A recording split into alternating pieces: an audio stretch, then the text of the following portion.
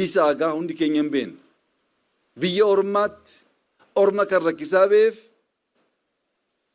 ummata koo obbolowwan koo rakkistan fedhii biyya koo daangeessan kan jedhu irraan malee waa'ee diinaaf meeshaa ta'anii fedhiif faayidaa ummataa dabarsanii kennuuf hin turre. Har'a Bishee Garbaa Oliiqaa Dingil ol jedhanii soo ilaalan barri ijoolleen obbolowwan ta'anii mari'achuu dadhabanii hiree isaanii hiree ummata isaanii diinatti dabarsanii kennaa jiru kan jedhu kan osoo arguu danda'an du'a lammaffaa hawwadhee yaada. Abbootiin keenya qabsaa'anii jiru. Abbootiin keenya aarsaa kaffalanii jiru.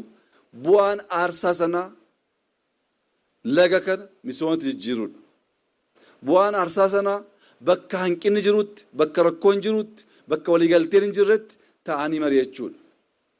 Jarris qabsaa'anii aarsaa ta'anii nus osoo teenyee mari'achuu dandeenyu aarsaa bu'aan qaban bitaa mirgaa kaffaluudhaan mana tokko ijoollee ishee asiif asiin dhabdee harmee bosanaaf si gaa boqodhu jechuun yeroonsaa ammanatti fakkaata.